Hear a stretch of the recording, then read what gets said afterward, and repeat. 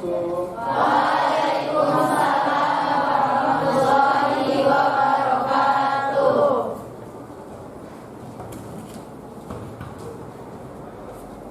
Ucapkan berdoa. Sa'id Baik. wa qabla ta'allum. Bismillahirrahmanirrahim.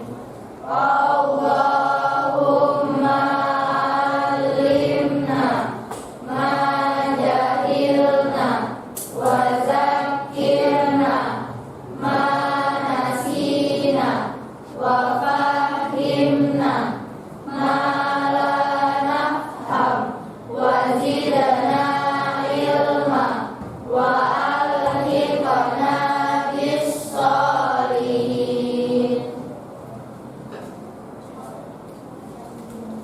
Waalaikumsalam. Assalamualaikum warahmatullahi wabarakatuh. Waalaikumsalam warahmatullahi wabarakatuh. Bismillahirrahmanirrahim. Saya ulangi lagi. Assalamualaikum warahmatullahi wabarakatuh. Waalaikumsalam warahmatullahi wabarakatuh. Selamat pagi semuanya. Pagi. Bagaimana kabarnya pagi hari ini? Alhamdulillah luar biasa. Allahu Akbar. Alhamdulillah luar biasa. Allahu Akbar.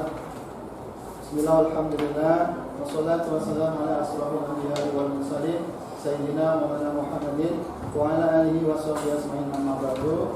Rabbi shrah li sadri wa yassir li amri wahlul 'uqdatam min lisani yafqahu qawli. Alhamdulillah rabbil alamin. Di hari yang cerah ini, tepat di hari mulia Sayyidul Ayyam, Jumat tanggal 5 November 2021, kita kembali bisa berjumpa dalam kondisi yang berbahagia. Sholawat, salam selalu kita aturkan pada baginda mulia Rasulullah SAW. Semoga kita semua yang hadir pada hari ini, termasuk umatnya yang kelak akan diberikan syafaatnya di akhir nanti. Allahumma amin. Baiklah Pak Ibrahim, sebelum masuk melanjutkan materi berikutnya, kita mulai dengan absen terlebih dahulu. Sudah hadir semuanya hari ini? Ada yang nggak masuk? Oh ya, Aziz Amirul Khair ya. Kenapa nggak masuk dia? Sakit. Sudah berapa hari nggak masuk dia? Oke. Nanti ditengok ya kalau sampai 3 hari nggak masuk.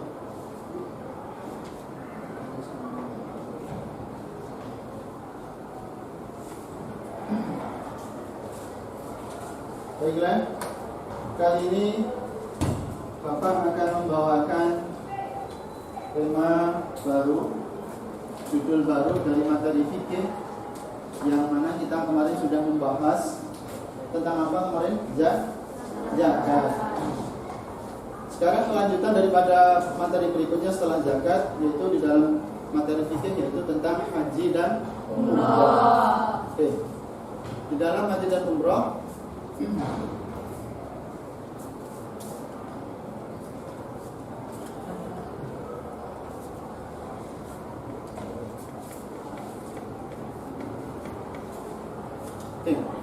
ibadah haji dan umrah. Apa yang mau tanya? Haji dan umrah itu termasuk rukun iman atau rukun Islam? Rukun Islam berapa menurut? Kelima. Oke. Islam itu ada 5 yang harus kita ketahui. Jadi yang pertama kita harus membaca 2 kalimat syahadat. Yang kedua, salat. Yang ketiga, zakat. 4, puasa. Harus dikerjakan semuanya. Jadi seorang yang sudah mukallaf, sudah dikenal hukum, wajib hukumnya untuk melaksanakan ibadah haji.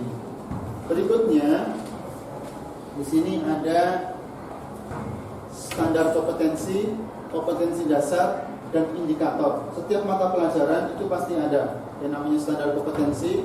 Apa yang mau dicapai dari suatu pelajaran tersebut secara pokok, yaitu memahami hukum Islam tentang haji dan umrah. Kemudian dalam kompetensi dasar yang difokuskan dari bab tersebut, kalian semuanya harus bisa menyebutkan pengertian ketentuan haji dan umroh. Kemudian kita peragakan dalam pelaksanaan haji dan umroh.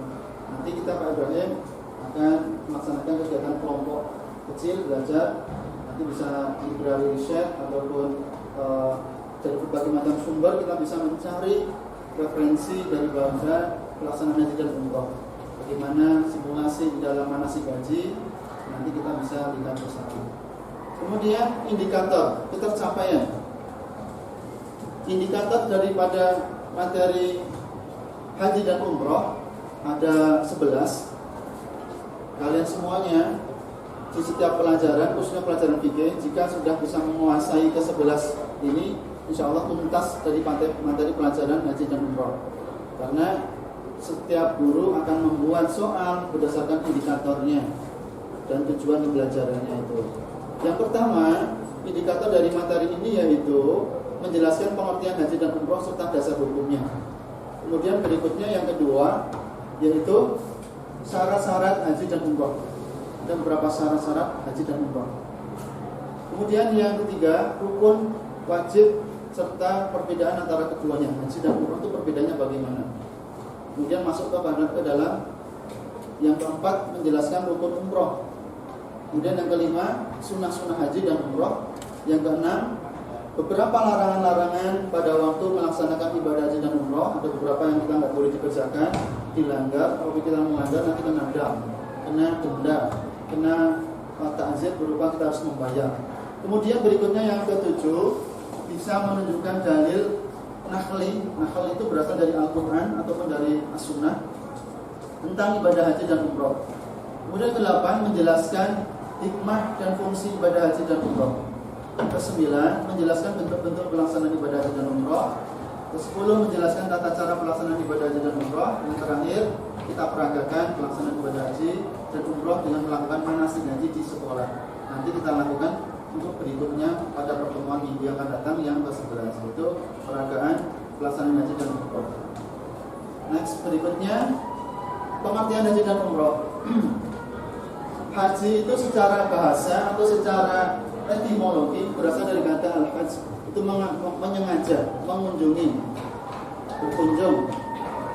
Menurut istilah atau secara terminologi, haji itu berkunjung ke Baitullah. Baitullah itu apa sih Pak? Rumah Allah.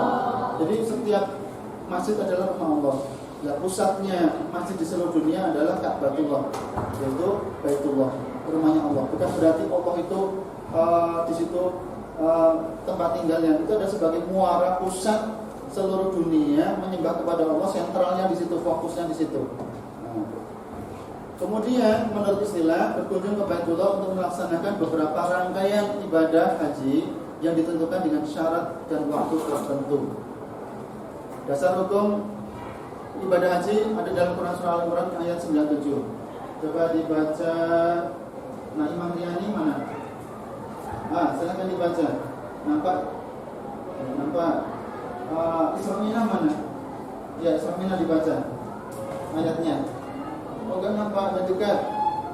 Yang Azra'uta nampak? Coba dibaca. Tahu terlebih dahulu.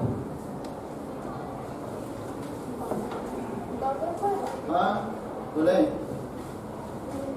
Ada dalam Quran surah Al-Imran ayat 97. Al-Imran ayat 97.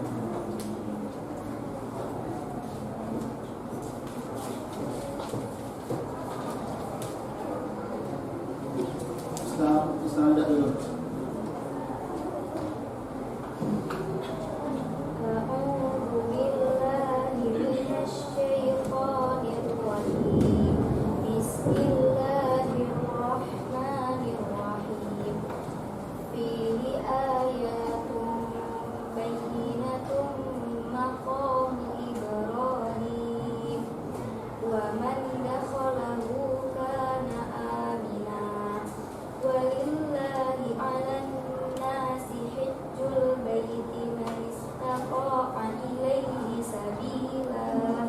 ومن كفر فإن الله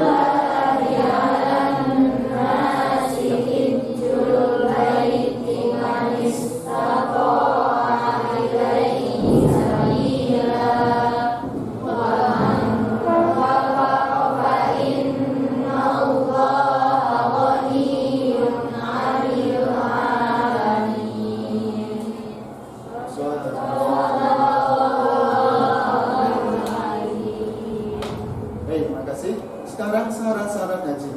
Ada beberapa syarat dan ada beberapa rukun. Apa pengertian syarat? Siapa yang bisa jawab? Apa artinya syarat? Nurul, apa artinya syarat? Syarat-syarat itu hal-hal yang menentukan syarat-syarat itu hal-hal yang menentukan haji itu termasuk sah atau tidak. Syarat itu segala sesuatu yang menentukan haji sah atau tidaknya yang harus dipenuhi sebelum kita menunaikan rukunnya. Jadi duluan mana antara syarat dan rukun? Syarat dulu. Setiap perbuatan ibadah harus dipenuhi dulu syaratnya, baru kita jalankan rukunnya. Adapun rukun, siapa yang tahu artinya rukun? Siapa namanya? Ini Fadil. Apa artinya rukun? Ada Langkah-langkah di dalam melaksanakan ibadah haji dan umroh, ya benar. Jadi rukun itu adalah urut-urutan langkah-langkah perbuatan-perbuatan secara urut tertib dalam melakukan suatu ibadah apapun. Kalau ini ibadah haji, maka dalam urut-urutan dalam kita melakukan ibadah haji.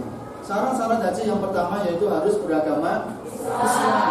Orang non-muslim nggak boleh masuk ke Makkah. Maka ada 2 kota suci yang dijaga oleh malaikat ila yaumil kiamat, Makkah dan Madinah. Dajjal laknatullah nanti ketika muncul di hari kiamat bisa pergi singgah di berbagai macam negara dan kota. Namun oleh Allah SWT dijaga 2 kota suci yaitu Makkah dan Madinah nggak bisa dimasukin karena di pintu gerbang itu dijaga oleh para malaikat. Dan orang-orang di seluruh dunia pun nggak bisa memasuki Ka'bah hingga saat ini kecuali kalau dia itu KTP identitasnya adalah Muslim. Makanya ada beberapa misionaris dulu waktu zaman penjajahan Belanda namanya Snapperbots, mereka menyamar jadi orang Islam, memperbaiki mengubah identitas jadi seorang Muslim. Tujuannya untuk merusak agama Islam. Akhirnya dia bisa masuk ke Mekah, belajar agama Islam tapi untuk merusak. Nah, inilah dari penjagaan umat Islam agar kota suci tersebut tetap terjaga. Yang bisa masuk adalah umat Islam karena itu tempat suci seluruh umat Islam seluruh dunia bisa berkumpul di situ menyembah kepada Allah Subhanahu wa taala.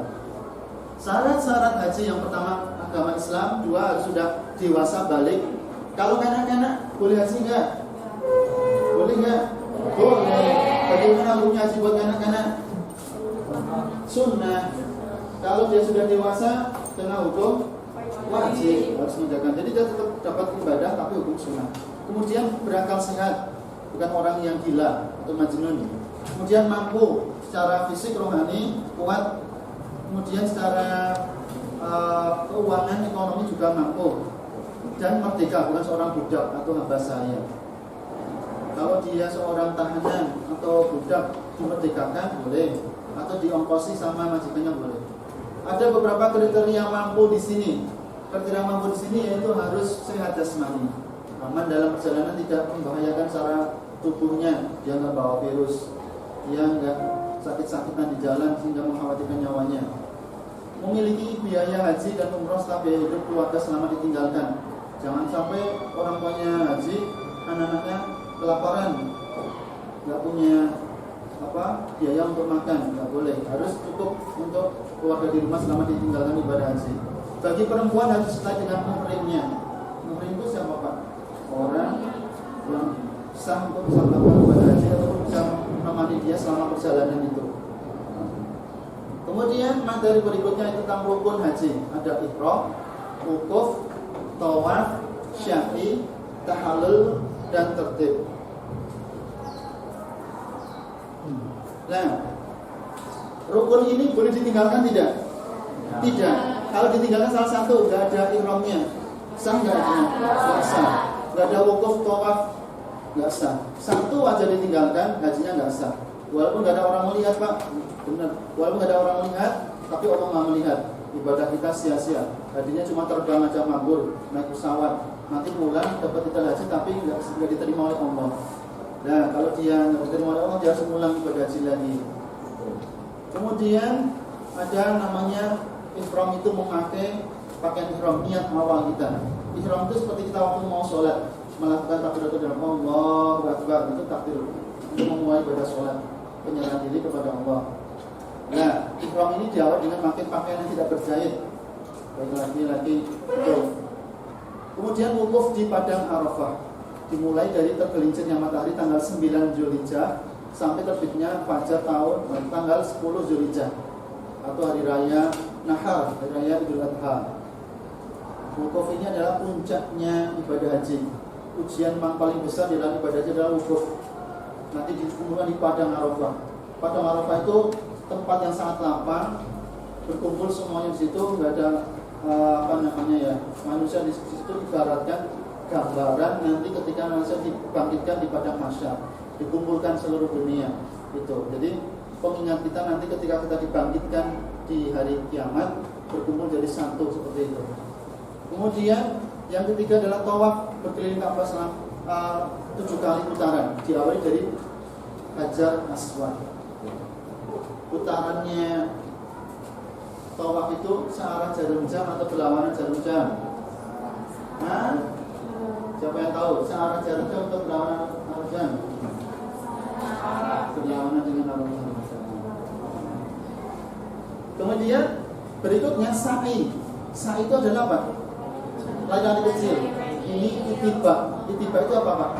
Mengikuti peristiwa Nabi Ibrahim dulu ketika meninggalkan si Ismail bersama istrinya. Kemudian dia karena menangis kehausan panas, maka si istrinya Nabi Ibrahim berlari kecil kesana kemari ditinggalkan anaknya untuk mencari tempat mata air. Ternyata dari kaki daripada hentakan kaki si Ismail tersebut mengeluarkan sumber mata air yang sampai sekarang bisa diambil, tidak pernah habis. Dan mengatakan adalah sumber mata air surga, itu namanya air Zam-Zam. Kemudian tahallul. Tahallul itu adalah menggunting rambut minimal 3 helai. Dikelontosin, dibotakin lebih utama bagus. Jadi lebih benar. Tertib yang awal didulukan, yang akhir diakhirkan. Wajib haji yaitu ada 5. 1 apa?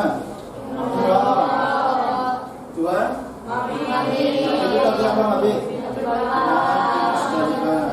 Nabi di Mina tanggal berapa?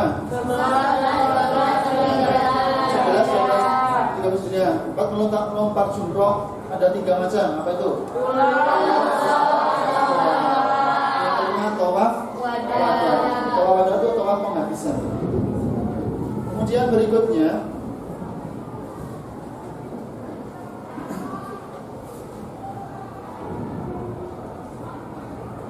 yaitu setelah rukun haji,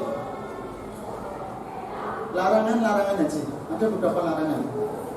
Sholat ada larangannya. Ibadah itu nggak boleh sembarangan karena kita mengharap ridha Allah, di hadapan Allah itu nggak boleh main-main. Ada beberapa pantangan atau dilarang untuk melakukan beberapa hal. Bagi laki-laki, larangannya apa yang pertama? Memakai berjahit. Nggak boleh tuh pakaiannya itu nggak ada jahitannya. Pakainya selempangan aja dari jahitannya itu. Itu. Karena dulunya itu waktu zaman jahiliyah mereka tuh bertahalul itu bukan bertawaf itu berdiri berkata telanjang, pakai baju. Kemudian disempurnakan dengan Rasul itu boleh pakai baju tapi yang tidak berjahit. Kemudian berikutnya memakai apa? Tutup kepala, topi, peci, nggak boleh. Pak panas Pak, kalau mundur gimana kalau panas? Itu kan ujian, nggak ada perlindungan. Itu gambaran nanti manusia itu nggak ada perlindungan sama sekali. Kemudian larangannya itu memakai sepatu, nggak boleh pakai sepatu. Tapi insya Allah di sana karena makmurnya dari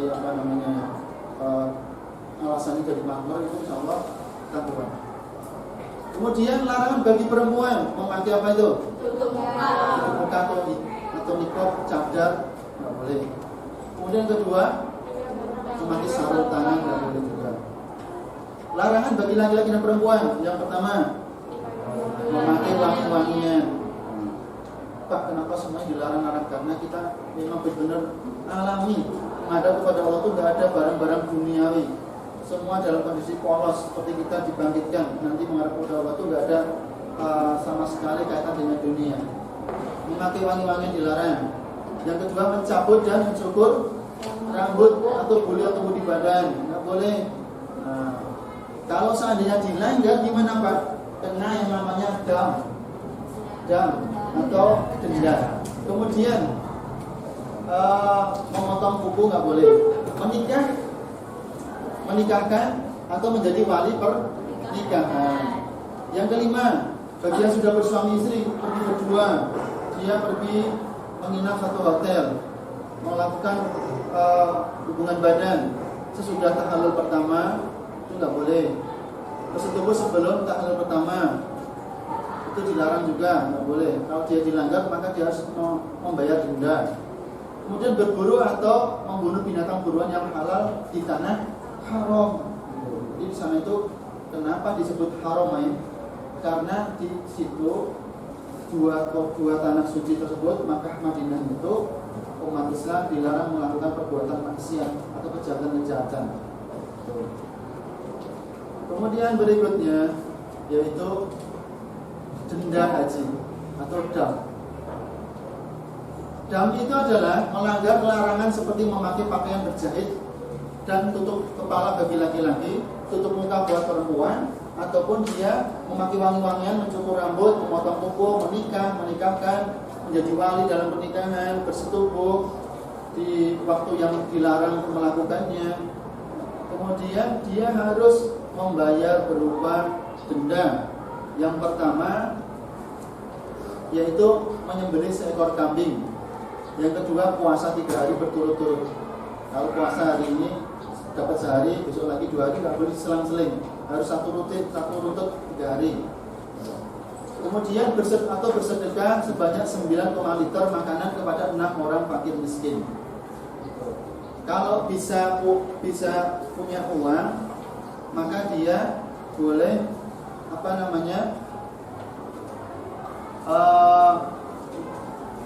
mencari kambing untuk disembelih. Kemudian berpuasa 3 hari atau bersedekah sebanyak 9 liter kepada 6 orang fakir miskin. Kemudian yang berikutnya, dam karena bersetubuh sebelum tahalul pertama. 1. Apa itu? Menyembelih seekor unta. Oke. Yang kedua, yang ketiga, berpuasa yang maknanya dihitung masa itu. Oke. Berikutnya, tadi sudah. Sekarang dam karena berburu atau membunuh binatang buruan. Di sana misalkan ada binatang buruan daerah kalian ibadah haji, atau membunuh binatang buruan yang halal dimakan, ataupun denda-denda ini diantaranya ada 3. Yang pertama, menyembelih binatang yang sejenis dengan binatang yang dibunuh tersebut. Menyembelih binatang sejenis dengan binatang dibunuh atau diburu. Misalkan yang disembelih ada binatang buruan berupa sapi, harus menyembelih sapi itu dikorbankan untuk dibagi-bagikan. Yang kedua, bersedekah kepada fakir miskin sebanyak harga binatang yang dibunuh atau diburu. Puasa yang lamanya dihitung seharga binatang yang dibunuh atau yang diburu. Dan karena mengerjakan haji dan umroh dengan cara tamattu dan qiran, menyembelih seekor kambing yang sah atau untuk kurban, puasa 10 hari, atau dam karena terkepung. Sekarang Pak Ibrahim mau buat kelompok kecil. Sekarang coba kita diskusi bersama dengan buat metode kita discovery learning sama metode jigsaw. Jadi nanti yang satu saling mengajari yang lain yang sudah pandai, nanti teman yang paham. Supaya jumlahnya ada berapa satu kelas ini? 34. Dibikin 5 kelompok. 5 kelompok atau 6 yang tepat.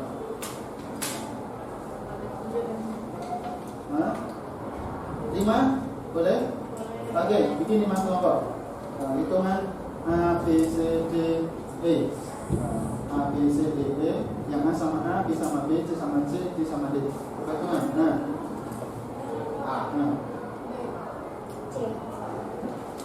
D. A, C, D, B, D, terus A, C, E, C. Terus lanjut. C. C. D. Nah.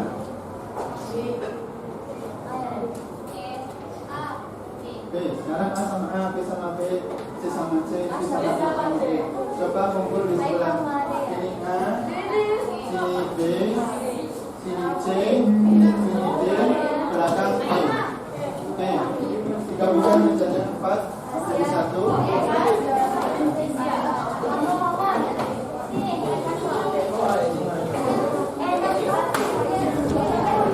Masing-masing kelompok saya kasih soal.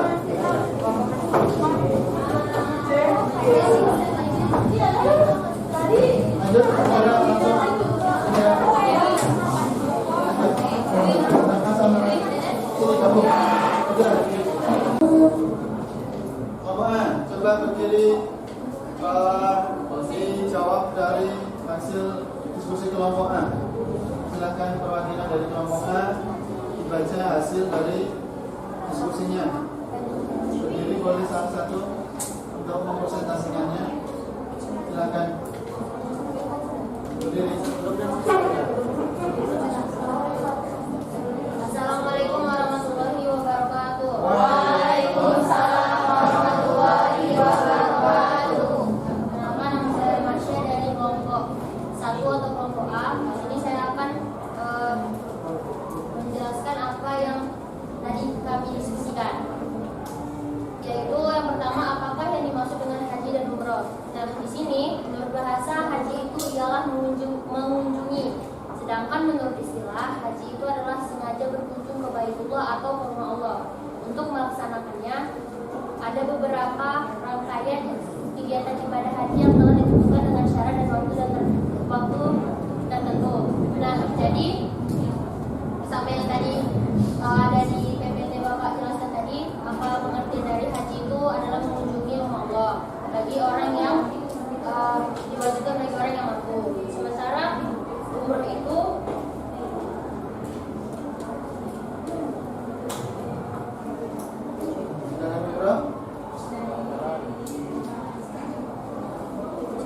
yang tadi sudah dibaca, tadi sudah dijelaskan, yaitu berkunjung, mengunjungi Baitullah, rumah Allah. sedangkan umroh itu menurut bahasa ialah berziarah atau berkunjung. Sementara menurut istilah berziarah ke Baitullah dengan cara tertentu tetapi tidak terikat oleh waktu. Jadi seperti tadi kan haji itu kan terikat dengan waktu, kayak misalnya waktunya ada waktu di mana kita untuk berhaji. Sementara umroh itu dia tidak ada keterikatannya tentang waktu. Oke, terima kasih. Ada pertanyaan silakan dari kelompok B, C atau D dan E. Kalau ada silakan, satu aja. Ada yang ingin bertanya? Nanti boleh bergantian saling bertanya, kasih satu pertanyaan. Ada yang mau bertanya? Perlu silakan yang mau bertanya tentang haji dan umroh. Tadi haji ditentukan waktunya, kalau umroh tidak. Apa yang mau ditanyakan tentang haji dan umroh? Yang mau bertanya? Silakan semua teman-teman. Kalau nggak ada, baru bertanya. Bolehkah ibadah haji dilakukan sewaktu-waktu atau bebas melakukannya waktunya? Yang kelompok A, silakan jawab. Boleh tidak? Mengerjakan bebas waktunya. Tidak Pak, Tidak boleh. Kenapa? keterikatan waktunya. Ada di dalam waktunya. Oke, ditentukan waktu, tanggal, dan bulan tahun 9 bulan haji. Kalau umroh, Pak mau umroh bulan Desember boleh nggak? Boleh. Bulan Januari? Boleh. Pertengahan tahun bulan Juli boleh nggak? Boleh Pak. Jadi yang membedakan antara haji dan umroh apa? Membedakannya Keterikatan waktunya. Yang kedua dari rukunnya. Rukun haji dan umroh ada satu perbedaannya. Nah, dalam rukun haji umroh itu lebih lengkap mana antara haji dan umroh? Haji ada apa pertama itu ihram, kemudian tawaf, wukuf, kemudian lagi sa'i, tahallul. Kalau umroh yang nggak ada apa yang di dalam haji nggak ada? Yang nggak ada. Wukufnya nggak ada. Wukufnya nggak ada kalau haji sama umrah. Oke, sekarang nomor 2 dari kelompok B, silakan. Assalamualaikum warahmatullahi wabarakatuh. Waalaikumsalam warahmatullahi wabarakatuh. Saya di sini dari program kelompok B akan membacakan hasil diskusi kami. Soalnya yaitu apakah syarat dan rukun haji dan umrah. Yang pertama syarat haji yaitu beragama Islam, balik, berakal sehat, mampu dan merdeka. Terus yang ada rukunnya, rukun haji yang pertama ada ihram yaitu niat berhaji. Dan yang kedua ada wukuf. Wukuf itu yaitu hadir di Padang Arafah pada tanggal 9 Zulhijjah sampai terbit fajar 10 Zulhijjah. Terus yang ketiga ada tawaf yaitu mengelilingi Ka'bah sebanyak 7 kali. Yang keempat sa'i yaitu lari kecil. Yang kelima tahallul yaitu menggunting rambut. Dan yang terakhir tertib. Dan rukun umroh yaitu ada 5. Pertama ihram, yang kedua tawaf, yang ketiga sa'i, yang keempat tahallul dan yang terakhir tertib. Sekian jawaban dari kelompok kami. Apabila ada kesalahan maafkan. Apakah ada yang ingin bertanya? Silakan dari kelompok 1, 2, 3, 4 dari A, dari bagian kelompok A, C, D dan E. 1, silakan belakangnya. Sarifah, silakan. Sendiri yang bertanya. Boleh.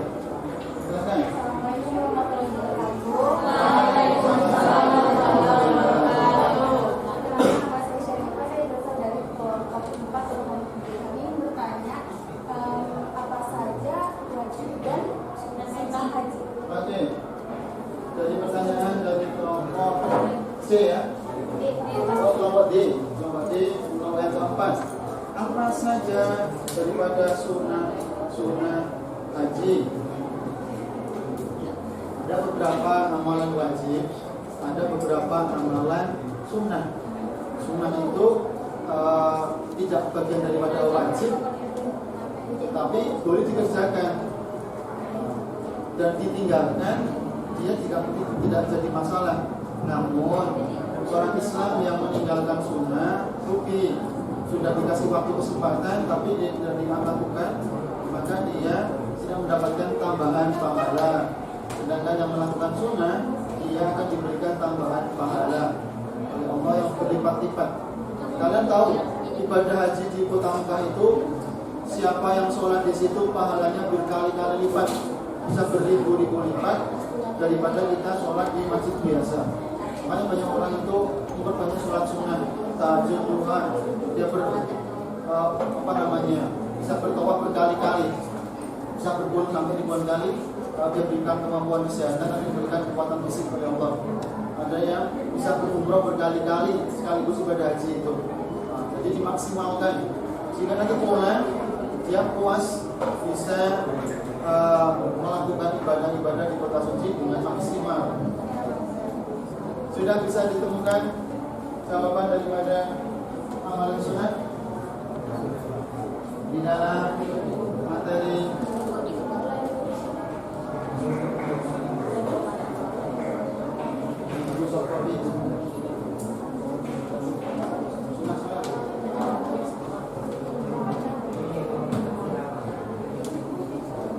sunnah haji.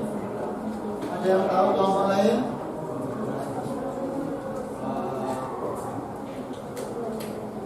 Yes, boleh jawab.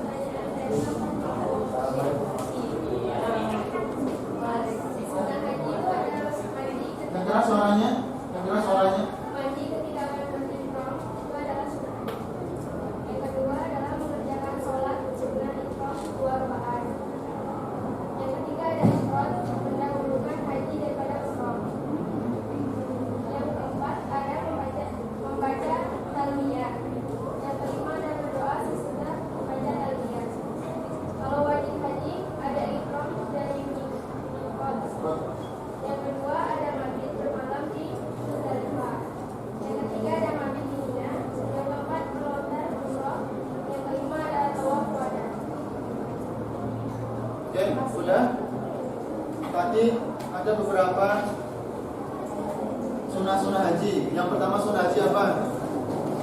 Sunnah haji tadi apa? Sudah dibacakan tadi. Mandi dulu. Mandi sunnah. Yang kedua, apa sunat-sunat? Sunat-sunat apa itu? Umrah. Yang ketiga, ifrad. Ifrad itu termasuk contoh bentuk-bentuk haji yang mendahulukan umrah atau haji dulu. Ifrad itu haji dulu, baru umrah. Jadi dia mendahulukan dulu. Itu sunatnya itu lebih duluan hajinya daripada umrahnya. Kalau dia meninggal dunia setelah haji, dia sudah selesai. Kalau umroh belum tentu haji. Kalau haji pasti umroh. Kemudian berikutnya bagian nomor 3. Nomor 3 berikutnya dari pertanyaan kelompok 3. Silakan. Assalamualaikum warahmatullahi wabarakatuh. Waalaikumsalam warahmatullahi wabarakatuh. Saya Tersubahyani dari perwakilan kelompok 3 akan menjawab pertanyaan dari nomor 3, yaitu sebutkan larangan haji dan umroh. Jadi larangan haji dan umroh itu ada 3. Ada larangan bagi laki-laki, ada larangan bagi perempuan, ada larangan bagi laki-laki dan perempuan. Yang pertama larangan bagi laki-laki, yaitu dilarang menggunakan pakaian yang berjahit. Yang kedua dilarang memakai tutup kepala seperti peci, topi dan lainnya. Terus yang ketiga dilarang memakai sepatu. Terus yang kedua larangan bagi perempuan itu dilarang memakai tutup wajah seperti masker dan niqab. Terus yang kedua dilarang memakai sarung tangan. Dan yang ketiga larangan bagi laki-laki dan perempuan, yaitu dilarang memakai wangi-wangian atau parfum. Yang kedua dilarang bersetubuh. Yang ketiga dilarang memotong rambut atau bulu badan. Yang keempat dilarang memotong kuku. Yang kelima dilarang menikahkan dan menjadi wali nikah. Dan yang terakhir dilarang berburu atau membunuh hewan yang halal. Oke, itu beberapa larangan bagi laki-laki dan perempuan ataupun bagi keduanya. Sudah dijelaskan dari penjelasan itu. Larangan itu ada yang mau ditanyakan, silakan. Gantian dari kelompok lain boleh bertanya. Silakan dari larangan-larangan haji. Larangan-larangan daripada seorang melakukan ibadah haji atau umroh.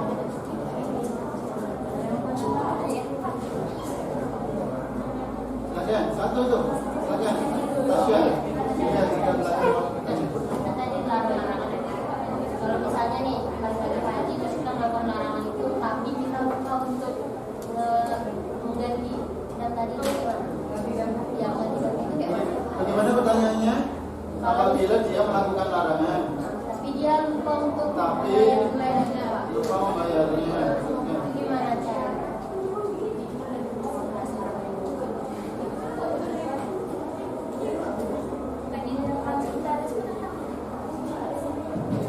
Jawabannya yaitu Silakan.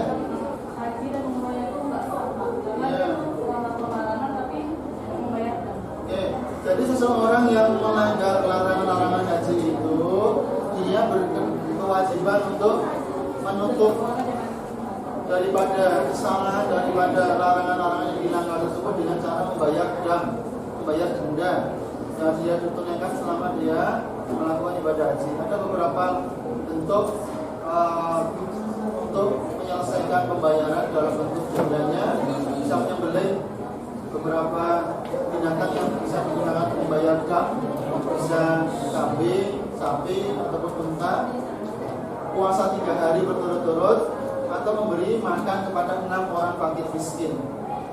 Sedekah selama makan itu 1 hari berapa dia makan 1 hari 3 kali, misalkan habis 200.000 kali 6 orang. Sebagai ganti dia melakukan larangan dalam ibadah haji bagi perempuan. Ada yang lain satu tadi, silakan. Silakan Pak Ma.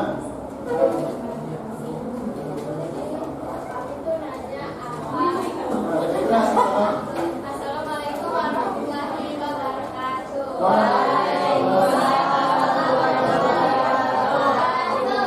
Jadi gini, kami dari kelompok 4 mau bertanya apa hikmah dan fungsi haji dan umroh. Apa hikmah dan fungsi haji dan umroh? Silakan. Terima kasih warahmatullahi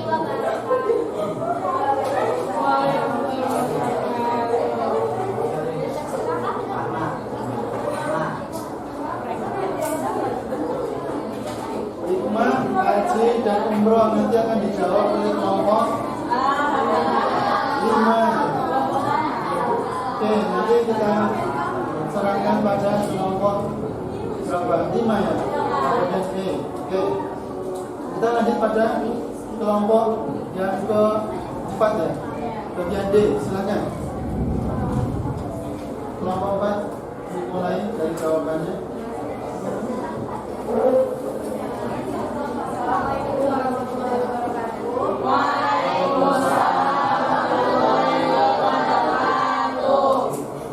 Di sini saya akan menjawab pertanyaan yang keempat, jelaskan pengertian dam dan segelapnya. Jawaban itu dam dan segelap itu berarti darah. Sedangkan menurut segelap adalah untuk mengalirkan darah. Mengalirkan tanah, mengeluarkan darah di tanah haram itu mematuhi ketentuan yang masing-masing. Dan ada pun penyebab menyebabkan tanah itu ada segala dalam keadaan ihram sebelum menghadap misalnya berupa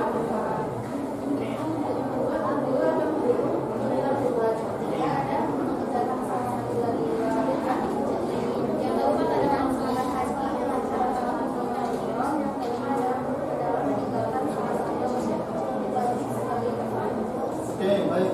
Tadi sudah dijelaskan. Dam itu adalah mengalirkan daripada darah sebenarnya. Dam itu adalah darah. Jadi dia itu menyembelih, mengalirkan dari itu. Sebagai apa? Tadi Sarifah, dam itu. Pertanyaan apa tadi? Oh iya, pengertian zat dan penyebabnya. Jadi penyebabnya untuk apa? Untuk mandi ketentuan manasik haji. Oke. Yang lain ada yang mau ditanyakan dari pengertian dan tadi? Jawab ya. Satu ada yang bertanya silakan. Satu, silakan. Biar paham semuanya. Waalaikumsalam warahmatullahi wabarakatuh.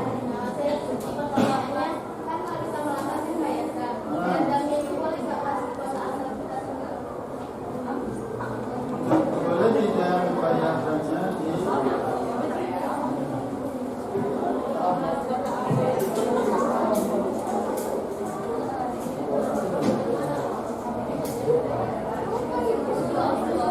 tentang ketentuan pembayaran dam.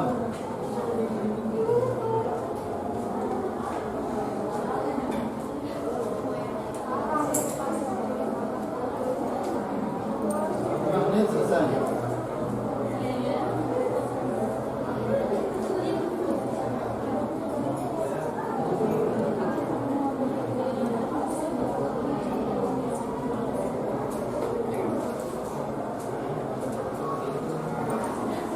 Silakan dijawab. Assalamualaikum warahmatullahi wabarakatuh. Waalaikumsalam warahmatullahi wabarakatuh.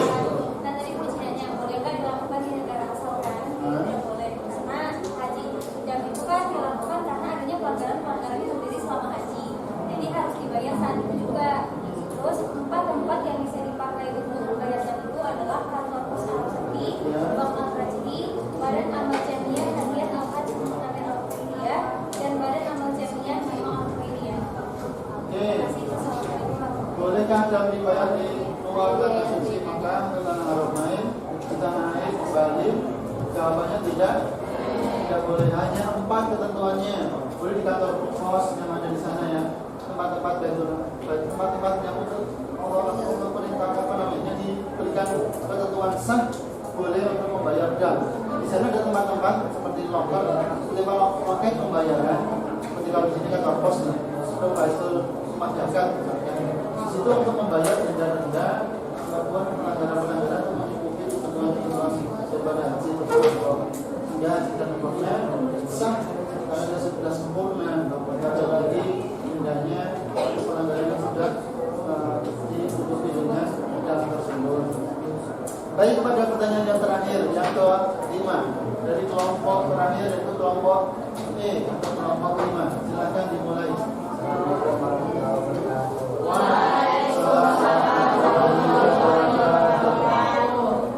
Jadi saya akan menjawab soal nomor 5 dan 6.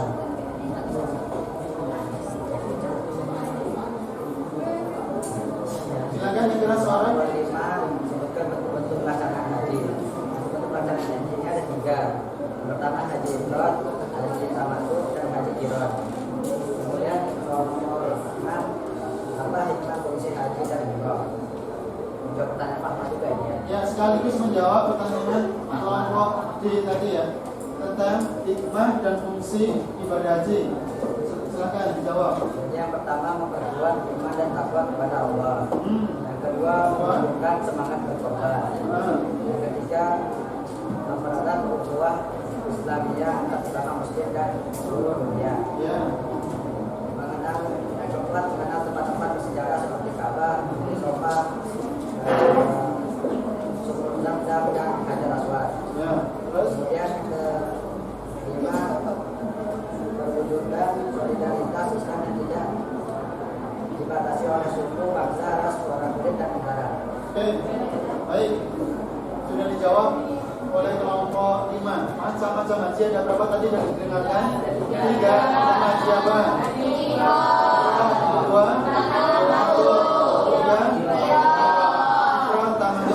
Ifrad tamattu qiran. Sama bedanya sekarang. Ifrad apa bedanya? Haji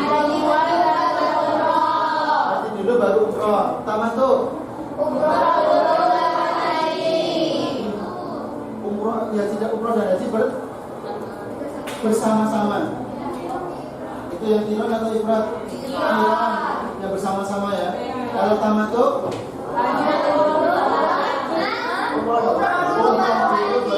saya ulangi, ifrad itu haji dulu baru umrah, tamattu itu umrah dulu baru haji, qiran itu umrah secara bersama-sama. Yang lebih bagus yang sunnahnya yang mana? Yang sunnahnya haji dulu atau umrah dulu? Sunnahnya haji dulu atau haji dulu baru umrah. Oke, sekarang hikmah dan fungsi haji tadi. Hikmah dan fungsi haji ada 5. Satu apa? Memperkuat iman dan bertakwa kepada Allah. Orang sudah haji kembali ke tanah air seperti bayi yang baru lahir suci. Kemaksiatannya sudah disucikan, hilang semuanya. Tinggalkan semua perbuatan-perbuatan buruk, kembali ke tanah air seperti bayi yang baru lahir, menjadi manusia baru yang lebih syariat Islam dikerjakan semuanya. Kemudian yang kedua, menumbuhkan semangat berkorban. Orang haji itu tidak makin miskin. Orang haji itu akan memberikan tambah-tambah kebaikan-kebaikan, tambahkan rezekinya, rela berkorban kepada sama. Yang ketiga, mempererat persaudaraan ukhuwah Islamiyah. Dikumpulkan seluruh penjuru dunia. Ada orang Afrika, orang Negro, orang Amerika, Australia, orang Indonesia, Papua dan sebagainya. Namun di hadapan orang Bangladesh mungkin karena cuma hanya sepundaknya nggak ada. Kalian kalau sholat dilangkah-langkahi nggak ketawa apa kelihatan, karena kita mengenal tinggi kita. Jadi mengenal solidaritas antar umat Islam seluruh dunia. Yang berikutnya hikmah haji yaitu mengenal kota-kota bersejarah, tempat-tempat peninggalan para nabi dan rasul. Ada bukit Safa Marwah, ada tempat sumur Zam-Zam, ada seperti itu. Kemudian ada Hajar Aswad dalam zaman Siom, itu adalah batu suci dari surga. Dulunya batu Hajar Aswad itu adalah putih, namun jadi hitam karena dosa manusia. Banyak seluruh dosa mengecap di dalam batu Hajar Aswad tersebut. Artinya putih seperti putih sekali. Kemudian dengan hitam karena tercampur daripada dosa-dosa manusia. Yang terakhir, mewujudkan solidaritas Islam, kerjasama yang tidak dibatasi oleh suku, bangsa atau ras. Al-muslimu, al-muslim, al-mu'minu, al-mu'min. Yang terakhir, siapa yang mau bertanya dari kelompok 5 yang belum jelas dari hikmah dan fungsi hikmah dan fungsi haji dan umrah bersama dengan macam-macam haji dan umrah. Silakan bila yang belum paham. Sudah jelas semuanya? Sudah jelas semuanya? Ya. Sekarang lembar kerjanya dikumpulkan, dikasih nama semua anggota kelompoknya. Sudah belum? Silakan ketuanya dikumpulkan lembaran kertasnya. Oke, semuanya yang kelompok A sudah, B sudah, yang B belum? Oke, yang ini kelompok A sudah. Sudah satu lagi? Sudah? Oke, kita fokus tepuk tangan buat kita semuanya. Marilah sebelum kita akhiri, Pak Idris menyimpulkan dari kesimpulan daripada kita kegiatan belajar pada pagi hari ini, yaitu tentang ibadah haji dan umroh. Ibadah haji adalah berkunjung, ya, mengunjungi kota suci, mengenang segala sejarah-sejarah umat Islam.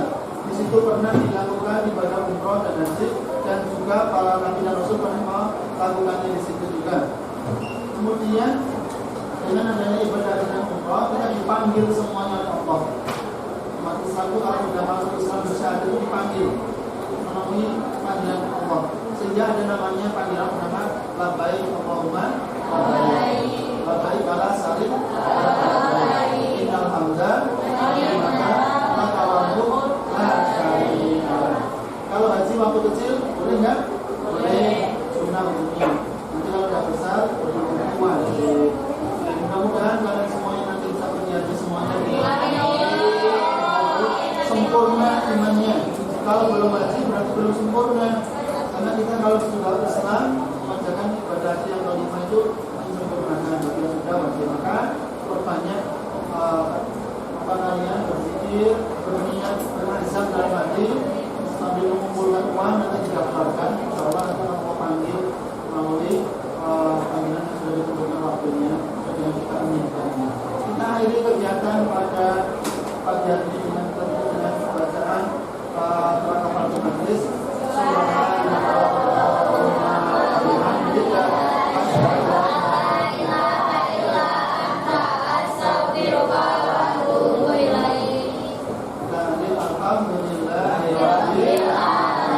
Assalamualaikum warahmatullahi wabarakatuh.